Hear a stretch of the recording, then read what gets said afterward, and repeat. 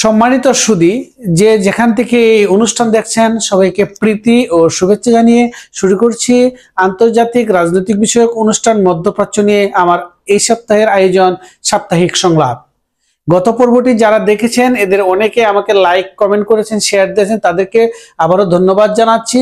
আর আজকে আমরা আপনাদেরকে জানাবো মধ্যপ্রাচ্যের বর্তমান পরিস্থিতি ও ইসরায়েল ফিলিস্তিনের বর্তমান অবস্থা।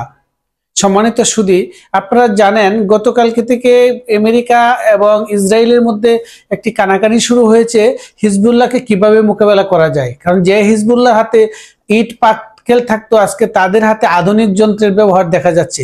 ইতিমধ্যে হিজবুল্লাহ তাদের গোয়েন্দা নজরদারির মাধ্যমে ইসরায়েলের স্পর্শকাতর বিষয়গুলি, স্পর্শকাতর এলাকাগুলিকে তারা তাদের ড্রোনের গোয়েন্দা নজরদারি ড্রোনের মাধ্যমে তারা অলরেডি সমস্ত তথ্য হাতিয়ে নিয়েছে। এটা একটা ইসরায়েলের মাথা ব্যথার কারণ হয়ে দাঁড়িয়েছে।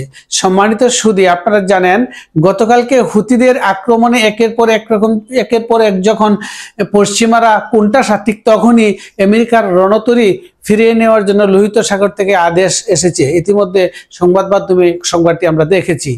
এতে বোঝা যাচ্ছে এই হুতিদের আক্রমণের কাছে আমেরিকা শেষ পর্যন্ত লেজ গুটিয়ে এখান থেকে তারা তাদের যুদ্ধজাহাজকে ফিরিয়ে নিয়ে যাচ্ছে। অন্যদিকে যুদ্ধটাকে বড় করার জন্য ইসরায়েলি প্রধানমন্ত্রী তার যুদ্ধকালীন মন্ত্রিসভা যে ফাইনাল প্রস্তুতি নিয়ে রেখেছে কিভাবে হিজবুল্লাহকে মোকাবেলা করবে, সেটা তারা নিয়ে এখন তারা এক ধরনের যুক্তিতে আছে কিভাবে তাকে প্রতিহত করা যায়, হিজবুল্লাহকে ধ্বংস করা যায়। আর যাই হোক, বন্ধু বলে কথা, শেষ পর্যন্ত দেখা যাচ্ছে আমেরিকা ইসরায়েলকে কখনো ছাড়তে নারাজ। যেভাবে হোক ইসরায়েলকে তো বাঁচাতে হবে, কিন্তু ইসরায়েলকে বাঁচাতে গেলেও অন্যদিকে হামাস আর হিজবুল্লাহ আগের মতো নয়, তারাও অনেক সংগঠিত হয়েছে। মধ্যপ্রাচ্যের চীন, মধ্যপ্রাচ্যের ফিলিস্তিন, মধ্যপ্রাচ্যের আরব আমিরাত এবং চীনের মতো শক্তির সমর্থন পেয়ে, ইরানের মতো শক্তির অস্ত্রের যোগান পেয়ে, রাশিয়ার মতো বৃহৎ শক্তির শেল্টার পেয়ে তারাও এখন অনেক সুসংগঠিত। এখন প্রশ্ন হচ্ছে যুদ্ধটা কি হিজবুল্লাহর সাথে হবে নাকি হবে না? আর অনেকেই মনে করছেন এই যুদ্ধটা হামাসকে যারা এতদিনে ধ্বংস করতে পারে না, হিজবুল্লাহতে আক্রমণ করলে হয়তোবা এমন হতে পারে হিজবুল্লাহর আক্রমণে নাস্তাবুত হতে পারে এই ইহুদি রাষ্ট্রটি।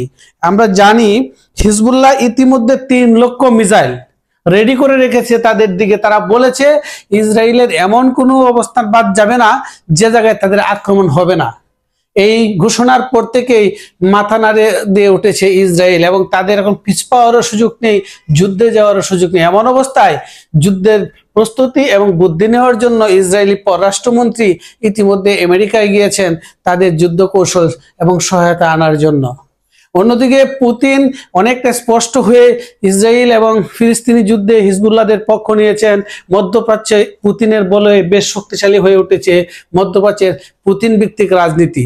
আর এরই সাথে রয়েছে চীন এবং ইরানের তুরুকের তাস হিজবুল্লাহ।